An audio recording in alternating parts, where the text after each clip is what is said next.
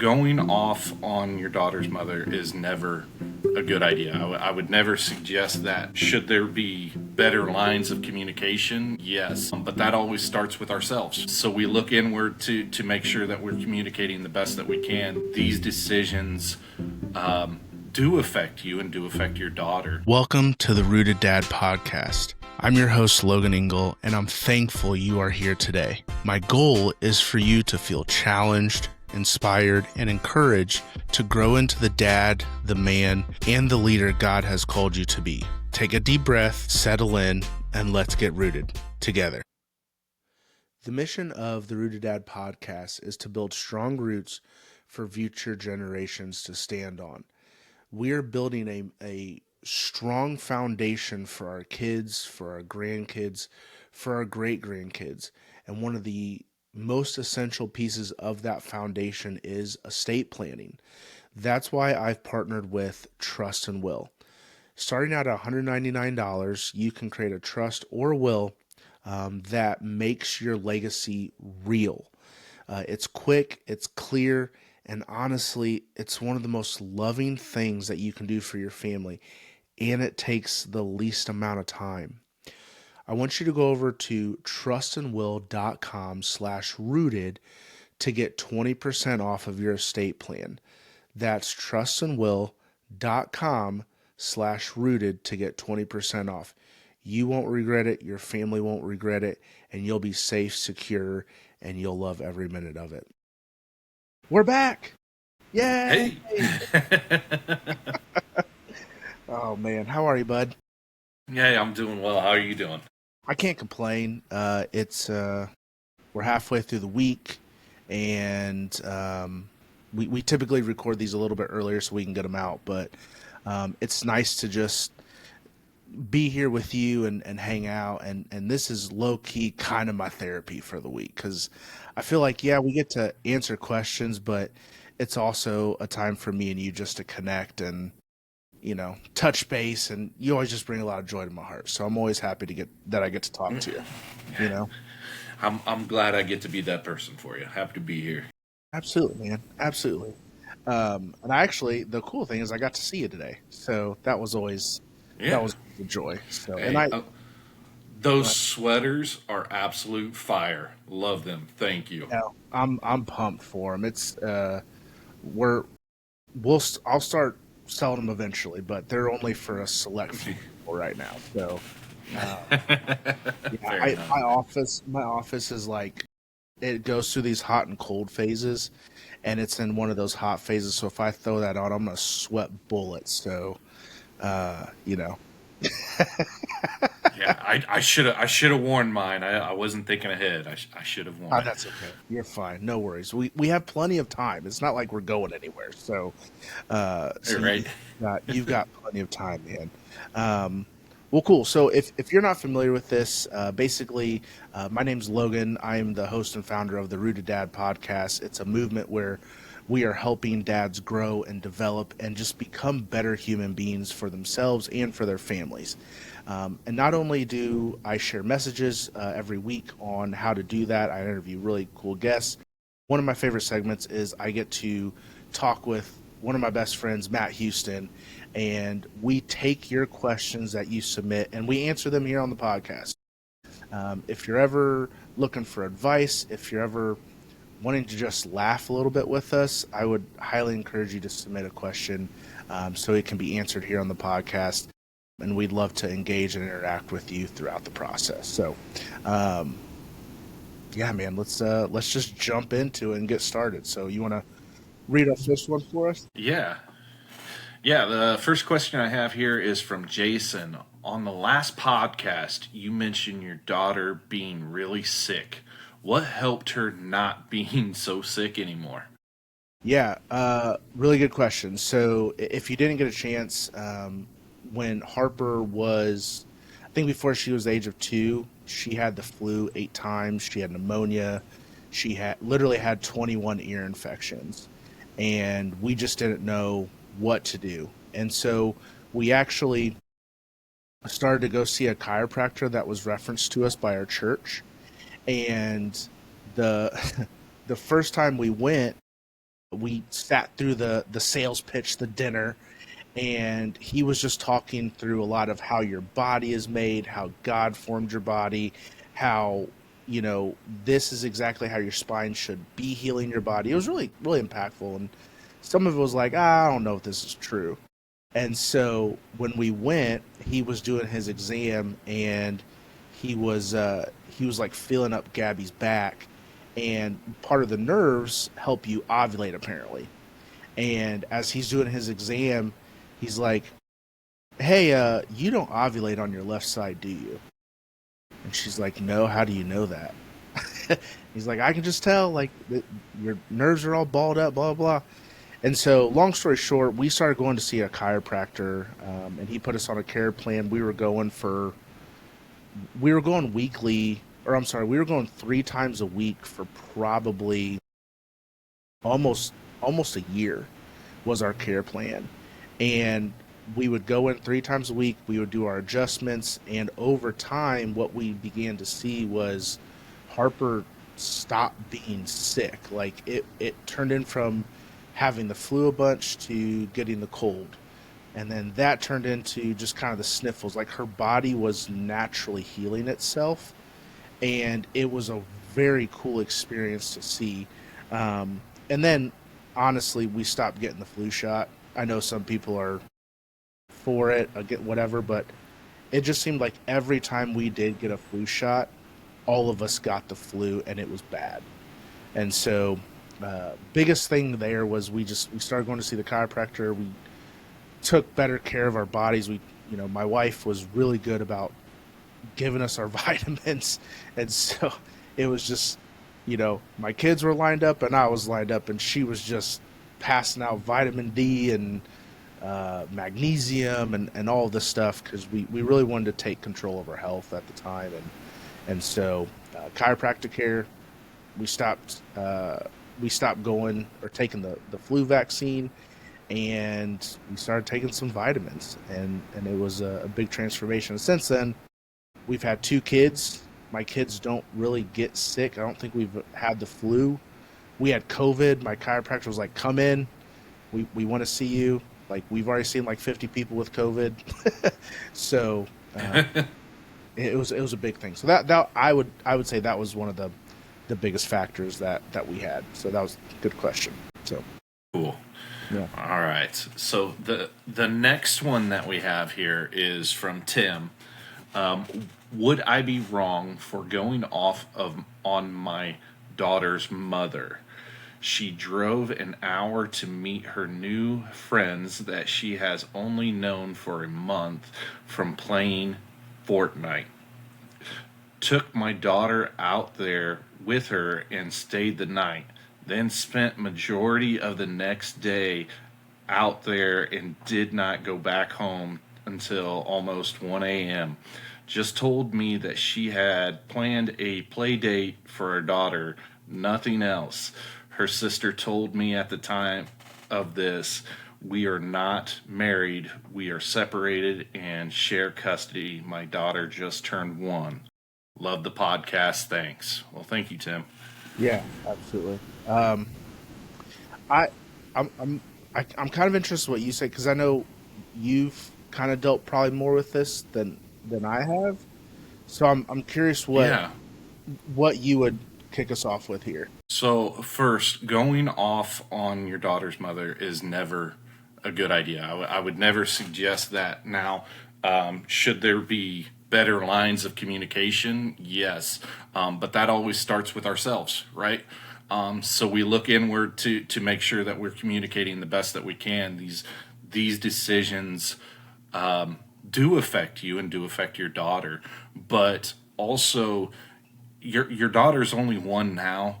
But if you're going off now on things, what is that going to look like when your daughter is older and she can see what you're doing? So that's a real powerful reflection on how you treat her mother, right? Just like I've talked about before. I think I want to teach my daughter that the way that I treat her is the way that a man should treat her, right? but then also goes into effect of, do I want my daughter to see me treating her mother badly, right? Or so when we talk about going off, maybe we take a step back and say, okay, if I'm at that point, maybe I need to reflect and see what the important parts are here. Was there communication through the whole thing? Was there, hey, if you're going to do this, at least talk with me about it. I understand that you're going to do your thing and you're going to do, what I say doesn't affect how you do things, but I want you to take into account what I feel and what I think, exposing our daughter to those things. So that's kind of my position on it. What do you think, Logan? Yeah, I'm in the same boat, right? We want to treat, regardless of if you're married, separated, whatever it is. I'm a firm believer of treating people with respect, right? And first and foremost, what she did was wrong, right? You don't know who these people are, and I think this is a very good. I think instead of taking an approach where you're going to be angry and go off and yell, I think you have to take an approach of like, this is a very, very powerful, teachable moment. In the fact that, maybe it's not like going off, but it's having a conversation and really bringing the consequences to light. Hey, it, let me just like ask questions. Like, when you just met these people a month ago, what do you know about them? Did they bring off a vibe that like, you don't know people on the internet, you don't know them from Adam, and do you know their history? Do they have kids? Are they around kids? Like, do they have any type of history that is in a negative way towards kids, right? So it's like, if you start asking some of these questions and bringing it to the light, it allows her to learn about that situation, and honestly put that put that fear into the situation, not into her, but into the situation. Hey, what if you do this again and they're on the sex predator list, or they're part of some child sex trafficking ring? And I know that's really dark and that's in a very different direction, but the world is messy and it's a crappy place, and it could all be true. I had a friend that I worked with years ago, and his daughter was 16, 17 maybe. But I remember him not coming into work one day, and I was like, "Hey, I didn't see that you came in. Like, everything okay?" And he's like, "No." He said, "I was up until 3 a.m. because my daughter snuck out of our house and called me saying that she needed help." He literally spent 3 hours looking for her, and apparently, come to find out, she was about 5 minutes away from being sex trafficked, and he was never going to see her again. And this is a 15, 16-year-old girl that you don't know what the world has. And so put the fear of the situation into her to know what her choices and the consequences that her choices can have. If I'm you, I have that conversation with her. And two, I almost, you have one chance in my eyes. You have one chance to prove yourself. Like, this is one of those things where it's like, it's a really hard thing to come back from. I would be pushing, this is me personally, but I would be pushing for full custody. I would be pushing for supervised visits, because that is a non-negotiable. And if she's putting your child in harm, to me, man, I'm looking at getting some legal help, and I'm looking at really taking ownership of having your daughter full time. So, The, hope that goes well for you. I'm 100% with you on that. I think the one thing that kind of ran through my mind was also, okay, so this is the problem. Present possible solutions. Okay, instead of daughter being taken out there, maybe the daughter can stay. Like, okay, cool. You want to go spend time with your new friends? Great. Maybe daughter stays with me that night, and then you go out with your friends, and then we don't have to worry about that portion, right?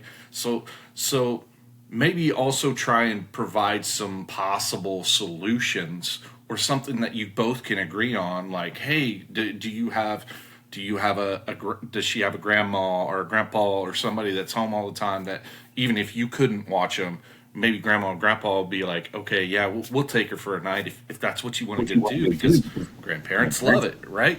Yeah. hmm Yeah. No, agree. But I think at the same time though, if you're sharing custody and that's your weekend to have her, like you have, I mean, and that's just me personally, but it's like you've had 4, 5, 6 nights to do all of that stuff.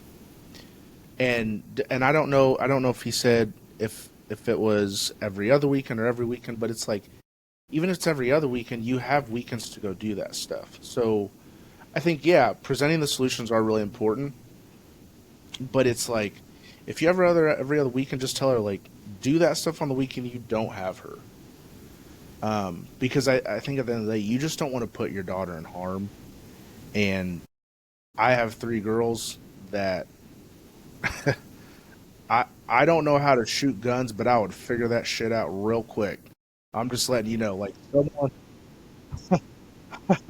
you know what I mean? It's like I don't know. You just I have started to find out now lately that I've been getting really really protective of my kids. Not in a bad way, but it's like I don't if they're like, "Hey, can I go to this friend's house?" It's like, "Well, I've never met their mom." Like it's not that type of protectiveness. It's like I just don't want to see anything remotely bad happen to them. And I see their potential and I see like my girls, I'm not biased. My girls are freaking gorgeous, okay? They're beautiful. And letting them go out with even the parents that I do know, letting them go out with parents into a public place gives me a little bit of anxiety, a little bit, because I know how all of my kids are, you know. And I just I get I've started to get more protective of my kids because I know how broken the world is. And if you've got a situation like this, man, every time my daughter would go with her, I would have so much anxiety. And that's why I would be pushing for like full custody and like supervised visits. And that's my opinion and you know, I don't know how people listening to it feel, but that's what I'm doing. I'm pushing for full custody and yeah, man. I wouldn't go off on her in an angry way, but I would be having a very serious sit down conversation. That's like you're on thin ice. Like don't crack it. You know, don't Yeah, crack it. So yeah, yeah, it's a good question, man. Cool stuff. Good question, Tim. yeah. Keep bringing them, and I hope your situation gets better. And keep us updated on this, man. We'd love to track your story and make sure everything's on the up and up with it. Absolutely. Absolutely. So, next one I got here is from Chris. He says, "Hey Logan, with Thanksgiving coming up, I am curious, how do you handle splitting time between families during the holidays? My wife and I always seem to end up stressed trying to please everyone." It's a good question. It's a really good question. Very good And question. the simplest answer, man, is you're not going to bring joy to everybody. Um, when we got married, my parents lived about an hour away from where we lived at. They lived in Greenwood, Indiana. It's about a 45-50 minute drive from Fishers. And especially when we had kids, that's when a lot of some of the real conversations had to start happening between my parents. Like her parents lived closer to us, but we just organized it really well. One thing that we did with Thanksgiving was we would always go to Gabby's grandparents no matter what. Like we had did that since we had started dating. And my parents had never really been like big Thanksgiving people, to be honest. Like we didn't do the whole cooking thing, so we actually invited my parents to her grandma's house, and they would come for the first couple of years. So that is one suggestion. If you've got one set of parents that aren't like big traditionalists, I guess, and don't do it, if they're not too far away, invite them to the other parent's house, or that's always something simple, right? The other thing is, be a little selfish. Like, you don't have to go to their house. You don't have to go to this parent's house. Host Thanksgiving at your house and let them come to you. That's a very simple way to organize your holidays, because then you have full control of when people come, when people have to leave. You don't have to worry about packing up the baby, the car seat and all that stuff. And that, to me, is one of the easiest ways, because, Hugh, you got 7 kids, bro. So I can only imagine when you were traveling, you had to pack up 1,000 diapers and car seats and all that other stuff. So I think for me, we've started to now host a little bit because it's easier on us. But just start that as a tradition. Like, if you have the room and you have the capacity, I would start a new tradition and start hosting it yourself. That's a really easy way to do it. So, what about you, Huey? What do you think? I like your perspective, and you come from a whole family perspective, and not necessarily the split time perspective. Whereas mine is a lot of the split time. So with Christmas, so we have Thanksgiving, right, and then right out the next month we've got Christmas, right, and 7 kids. Guess what? I've got 3 birthdays that fall in the month of December.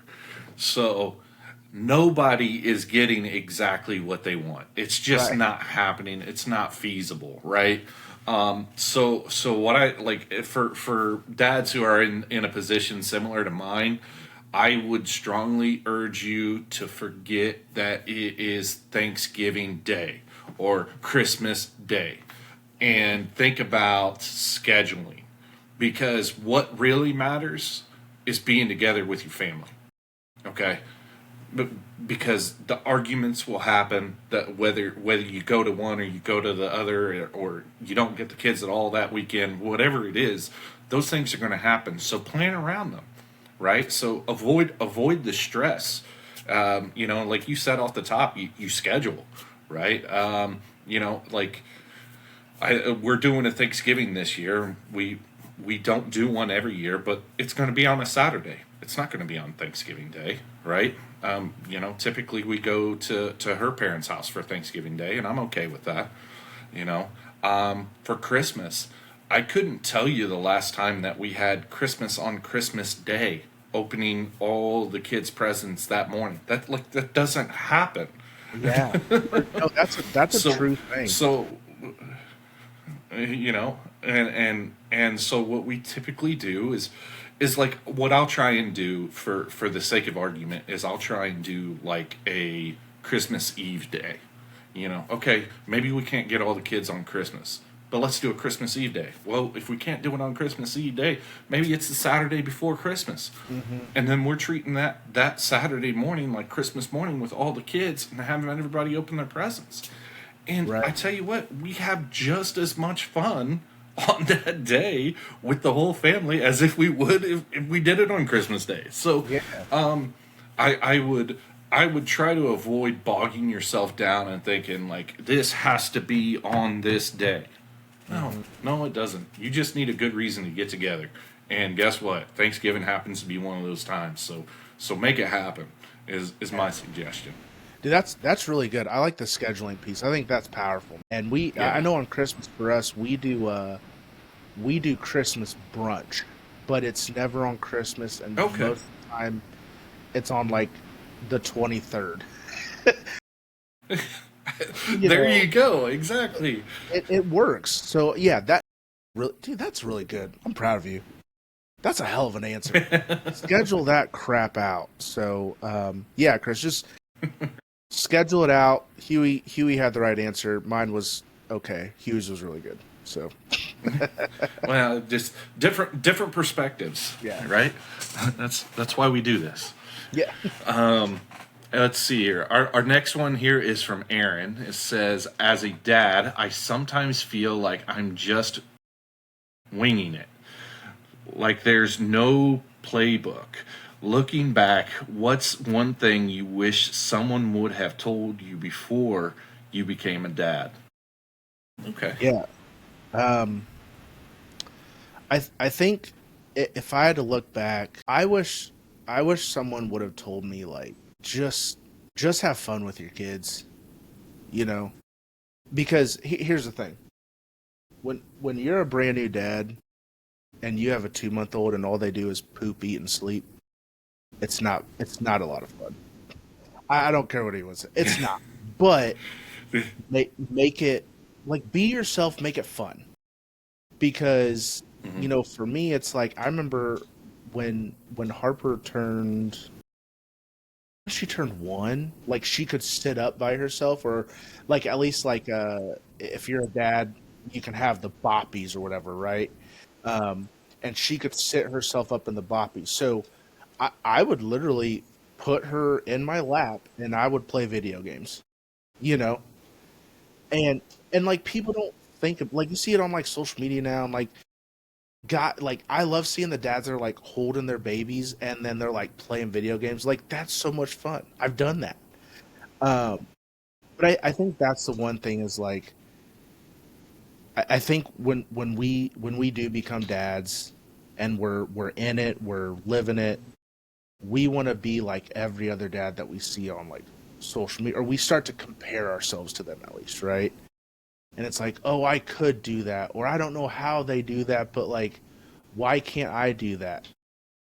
Don't compare yourself. Just be you, have fun, and really cherish the time with your kids, because there's always that meme that goes around like there's going to be that time that you pick up your kid for the last time ever and you're going to miss it. And it's like my kids are starting to get to that age where like I can't really pick Harper up anymore because she's 9, like she's getting to be a big kid, and so yeah, man, just breathe, just breathe as much as you can, just breathe and soak it in and have fun and just cherish every moment that you can with them.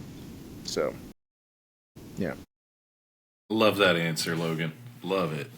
Um, I think I took a little bit of a different perspective on this because I'm really thinking hard of when I became a dad. Right, I was when my first child was born. I was overseas. So there was that disconnect. But at the same time, like I came back and he was 9 months old. Right. And the one piece of advice that I've had to learn through growing pains and being so young when I was a dad, when I first became a dad, I think I was 23 at the time. It's this is a time to learn to be selfless and not selfish. Yeah. Be selfless with your time, be selfless with your acts, and be intentional about your time and your effort with your children. And that's been a long journey for me to learn that. Like it, especially going through separations and stuff and not being with my kids all the time. It was hard not to be selfish because I wanted my kids with me all the time. I wanted Yeah. my kids with me all. I never wanted to not have them. Right. And so it it took a lot of growing pains to learn to do that and be that way and say. So I wish somebody, I wish I had a dad around that would have said, this is a time for learning, and this is a time to learn how to be selfless. And I wish somebody would have told me that. Yeah, that's good too. I like that. I really like that, man. I remember when I worked at the Y. This is completely unrelated, but I remember when I worked at the Y. This dad came and picked me up, and just so you know, in my personal opinion, I think that everyone should be a camp counselor or before and after school care person or something with kids before they become a dad, because it will teach you and train you all the crazy crap that kids say, I mean, just everything, right? So I feel like I had a lot of really good on the job training before I became a dad. But I remember being at one of my school programs, and this kid was like, this kid took a ball or something from another. I don't remember exactly what happened, but all I remember is his dad came in and he was like, "Hey, what kind of fish are you being right now?" And I was like, "What?" The kid was just like, "A shellfish."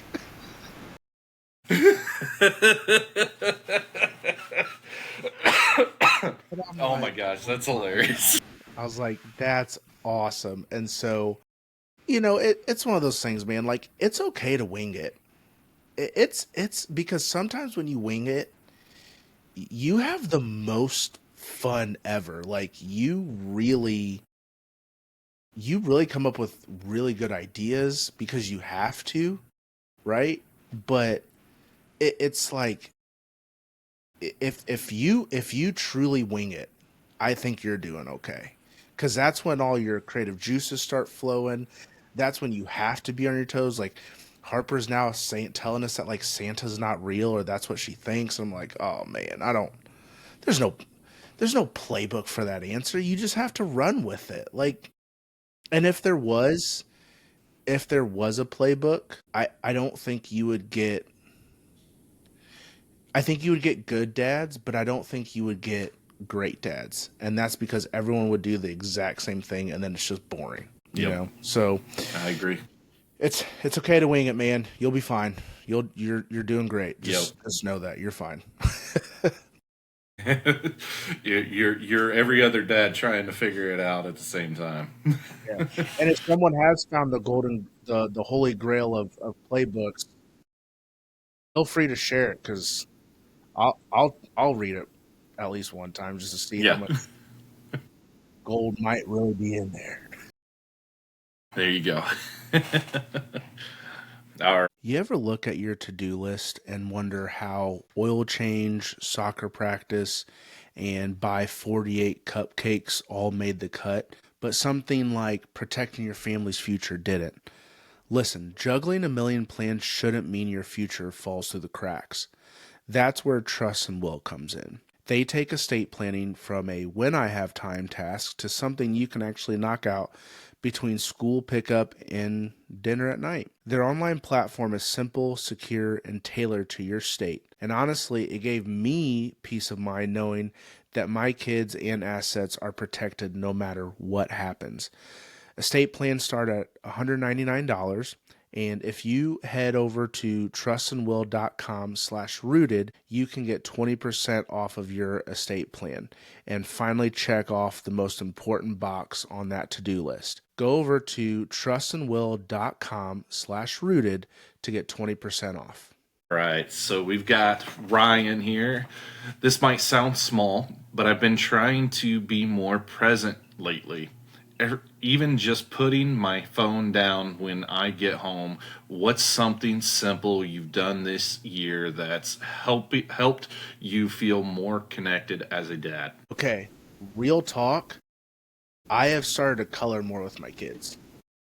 Lily's in a coloring phase, and if she sits down to color and she's like, "Hey, will you color with me?" 85% of the time I say yes. Not 100, but 85% of the time. Like, if I'm doing dishes or something, like, I won't do it. But I've started to, like, sit down and color with my kids, and it's a lot of fun. I do not have the patience to long term color. I got one page in me. That's about it.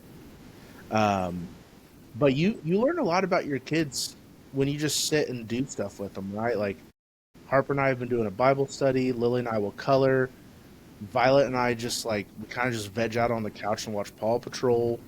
Um, we've started to play like video games a little bit more together. We play Astrobot. So I think it's just for me, like, it's just these small little things. Like, it's nothing monumental. I think putting your phone down when you get home is awesome for you. I need to do that more personally, and I think that's a really good first start. But yeah, man, just finding small little things. Like, don't. Have you ever seen the movie Yes Day, Huey? Have you ever seen that movie? Not that I remember.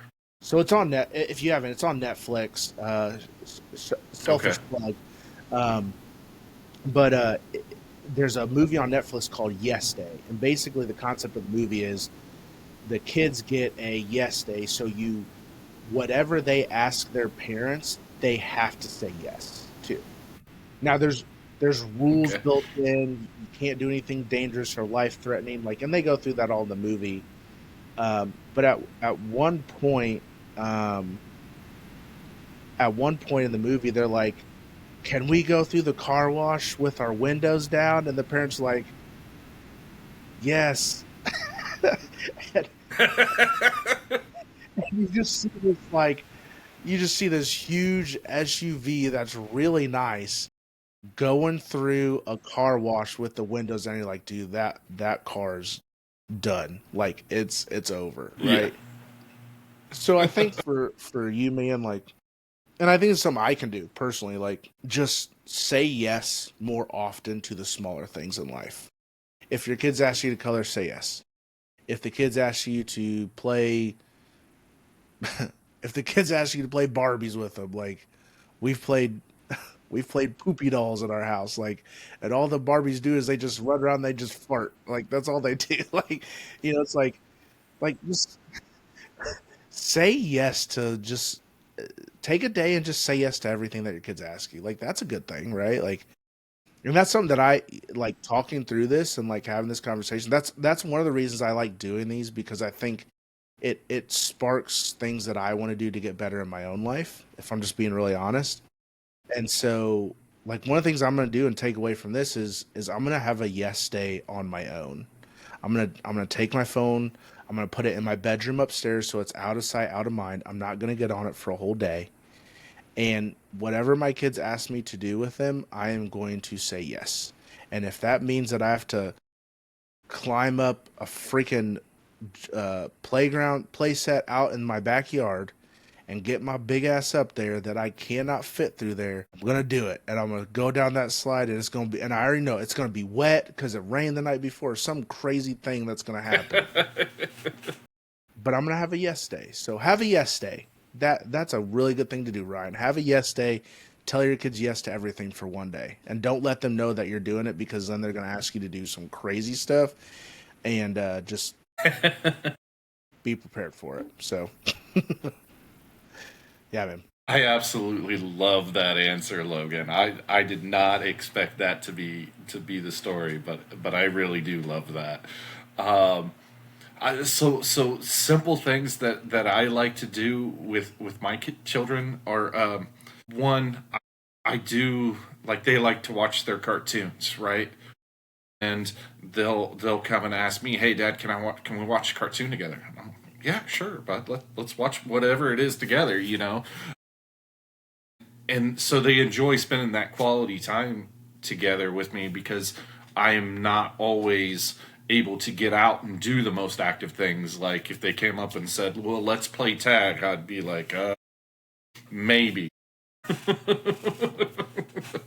I need an But I try to make, yeah, right. I'm gonna need a lot of therapy after this. yeah. Um, uh, but one thing that I like to do with each one of my kids is I find a reason to ride in a vehicle with them one on one. And we tend to have more impactful conversations in the vehicle. You know, whether it's going out to get some food, or to go get some fuel, or whatever it is, and just have a deep, impactful conversation one on one with them. Like, that's tough to do with 7 kids, right? But I find ways to do it, right? And then, you know, if it's gone a little while and we haven't seen each other, like my boys, they're a little bit older now, 15 and going on 14. No, 16 and 14. Gosh darn. One just had a birthday in October. Yeah, right. But I'll pick up the phone and I'll call and talk to him for 30 minutes to an hour, and it's just like, "Hey, I'm just letting you know I'm here.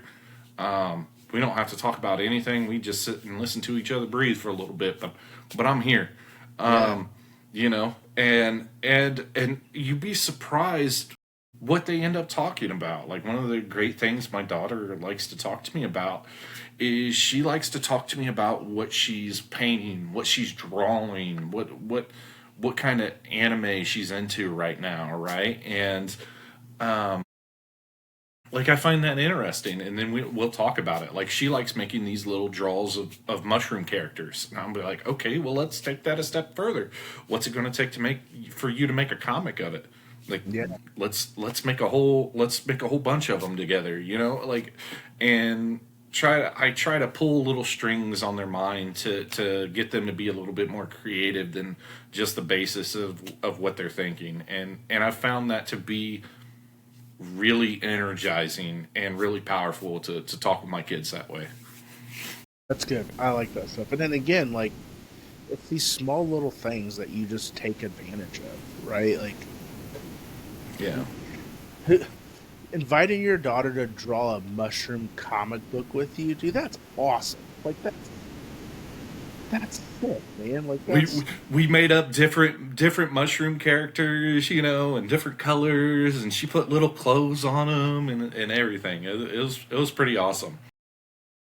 So during COVID, one of the things that I did with one of my boys, because we couldn't see each other as much, is we actually gave him a mission on this big script, and I rolled it up and sealed it with wax and had it sent to him so that he would open it up and it would look like this real mission, and it was like, hey, you have to fight this dragon, and you know, this is what's going on, how are you going to do it? And like he draws a picture back and, you know, says how he's going to defeat the dragon, and then that's what we did during COVID, you know, to try and help bridge that gap a little bit. dude, that's awesome. You're such a cool dad, Huey. Like, that's sick. That is awesome. That's so cool. Yeah, man. That just, and again, it goes back to what we were kind of talking about earlier. Just like, just be yourself. Use the internet if you have to, but like, be yourself and just have fun with it, right? Like, it's Harper's into Harper's into like she's in dance now, and I picked her up.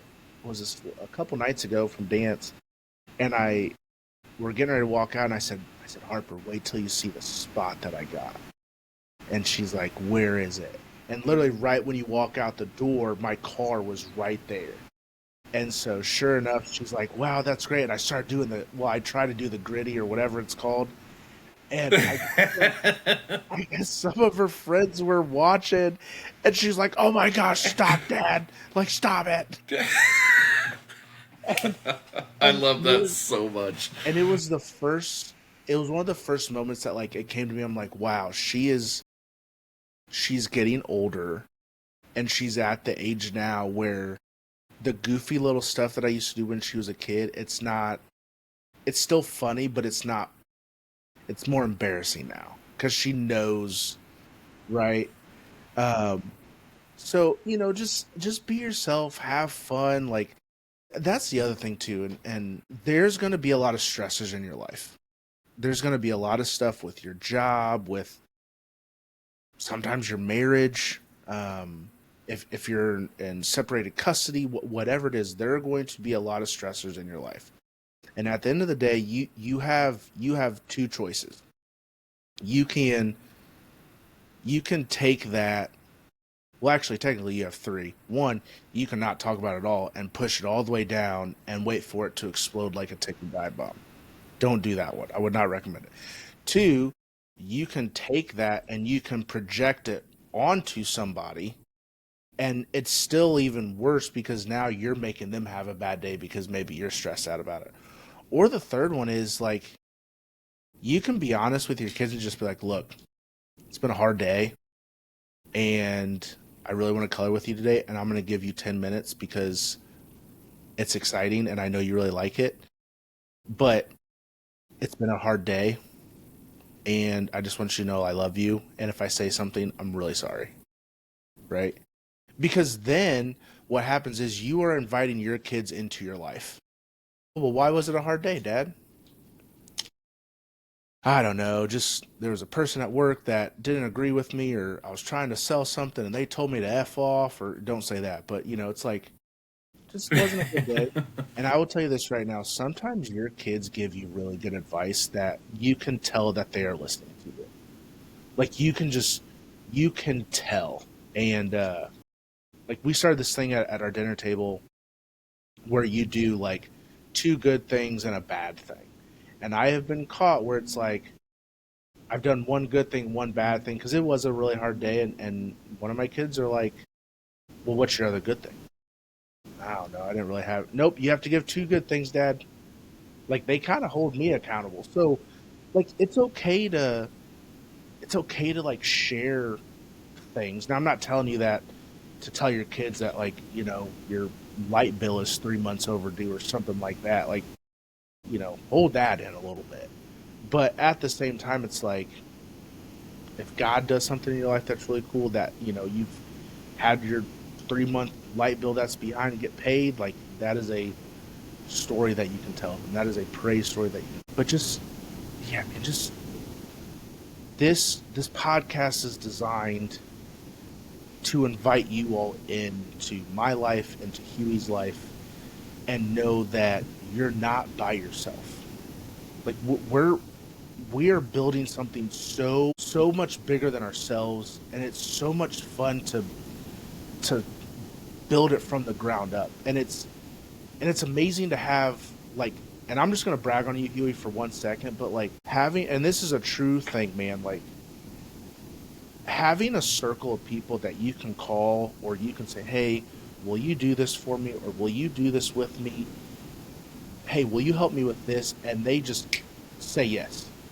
Let me just tell you right now, it's the greatest feeling ever. And Matt Houston, I literally told him I was wanting to start the podcast, and I was like, hey man, like I want to do this, like ask me anything, and I want to take questions. And it's like, hey, will you just jump on there with me and just go through it? Yeah, man, I'll do that. So from the bottom of my heart, what I can tell you is the goal for the podcast and what I want to do with it is literally being lived out in this segment right now. It is building a community. It is building something so, in my eyes, so life-changing that you don't want to miss it. And it's all because of people like Matt Houston. It's all because of people that I've had on here that just say yes to being involved and being engaged. Thank you for doing that. Thank you for being an awesome friend. And I invite you all to be part of the community. Be part of the like, we don't have a club yet, but like be part of the Rooted Dad Club. Like it's nothing fancy, but like you're leading the charge, man. You're leading the charge. I thank you so much for giving me the opportunity to be on here with you. So you are a great leader, a great father, and I very much respect that, and hopefully I can help honor that with being on here with you. So thank you. Yeah, man. We're gonna end on a happy note because that was a pretty fun one. But we're gonna end on a happy note. We're gonna do a little low key, and you didn't know this, so we're catching off guard here. But we're gonna do rapid fire questions. So, Thanksgiving is coming up. I think when this airs, Thanksgiving will be like 2 days out or whatever. But I want to know, what is your favorite Thanksgiving food? Peanut butter pie. Peanut butter pie? Okay. Yes, absolutely. My favorite. Okay, fair enough. All right. Will the Dallas Cowboys play on Thanksgiving? And if so, will they win? This is a trick question. I'll tell you what, with the way this year is going, I would much rather eat turkey in silence.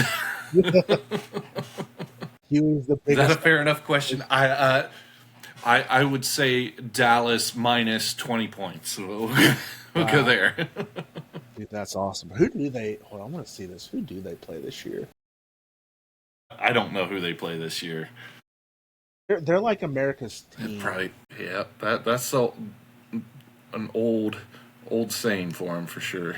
Let's see. So they play. Oh, dude, they play the Chiefs. Listen, they might, the Chiefs. So they might have a chance this year. The Chiefs. They might lose by 20. We just lost to the Cardinals. If we're racing towards the bottom, I think we're getting there first. I almost have Jacoby Brissett right now, big guy. You can't beat Jacoby Brissett. He's the old gunslinger from New England. You know what I mean? Backed up Tom Brady. backed up Andrew Yeah. Luck. You know, I mean, the guy's just a natural born gunslinger. You can't stop Jacoby Brissett, okay? Um, okay, so all right, so favorite food is peanut butter pie. You're not taking the Cowboys at all, and that's fine. And then last fun question, and we're gonna end it on this. Um, if you could go back to any Thanksgiving that you have had in your life on this earth, which one would it be and why? That's a good question. I couldn't tell you exactly what year it would be. I would say probably the late 90s. It was while we still had our house in Wabash, and everybody came to our house for Thanksgiving. My great grandfather was there. My grandparents were there. My parents were there. And it was just everybody was enjoying each other, and it was probably the closest thing to a family reunion that we'd had in a while. Yeah, So, that's awesome. yeah. So that's what I would go back to. That was pretty fun. I was probably 12 years old or so, but I think this is a little unfair. I've got to ask you the questions now, right? Like, what's your favorite Thanksgiving food? Green bean casserole, hands down, hands down. Oh, that's good stuff. Love Green bean that. Love casserole, that. All fire. right. Colts aren't probably playing on Yeah, Thanksgiving, we've but got we've Colts got that week. yeah, we've got Chiefs and Cowboys, Packers and Lions, and Bengals and Ravens. Let's see who they play that week, and I'll give you my. Let's see. So that's the week. Give 'em- So they play. So technically, they play the Chiefs on the 23rd, and then they play the Texans on the So the 3rd. Sunday before. Yeah. So So wait. So are they going to beat the Chiefs? Let's do that one. yes, 100%. You think that Oh yeah. 100% going to beat the Chiefs? All You right. got you got the best running back in the They've league, lost. Jonathan Taylor. Okay. And Danny Yeah. Dimes, Indiana Jones is. I mean, he is the Messiah of the Indianapolis Colts. Okay, he has come to save Yeah. the shoe, in a sense. Yeah. Um, they just signed Sauce Gardner. Well, technically, this is being recorded a little bit later, but we've got Sauce Gardner now. So hopefully Yeah. he's doing some good stuff. That secondary just got significantly better. You got Buck. You got. I mean, they're beating the Chiefs, bro. They're beating the Chiefs. They're beating the Chiefs. Yeah, I'm gonna All have right. them. All right. I'm gonna have them winning by. You know what? I'm gonna be real bold. They're gonna win by 14. They're gonna win They're by going to two win by touchdowns. 14. Wow. Yeah, man. Two touchdowns. Nice. Love that. Love that. And then the final question is Thanksgiving. Which one would it be? So I'm gonna say it. The first year that Gabby and I started dating, I went to her grandma's and grandma and grandpa's house for Thanksgiving, and man, dude, she has like I don't know, like 26 first cousins or some crazy number like that. And I just remember walking in, there was literally like 70 people there. Her grandparents live in this beautiful home, and it smelled amazing. There were so many people there. Like I got to meet her whole family for the first time. But the reason it's my favorite is because that was the first time that I had ever eaten green bean casserole, ever, Oh, and it changed my life to the point where, so that year, um, I literally was like talking to people, and then I would sneak upstairs and I would go eat green bean casserole. Like my mom was a good cook, don't get me wrong, but like yeah. her side of the family, like Gabby's family, holy cow, man! Like they can cook. So I would like, I would sneak up there, and I would eat green bean casserole. They also start the next year. They served uh, corn casserole or cornbread casserole or something like that. Was fire. And then that same year, we at Christmas was my first Christmas over at her house, and her mom made lasagna. Bro, everyone was in the living room, and I was in the kitchen by myself eating forkfuls of lasagna. Just by myself. Just loving every minute of it. Yeah, man. The first Thanksgiving that I dated Gabby, we had green bean casserole. It changed my life. So, yeah, man.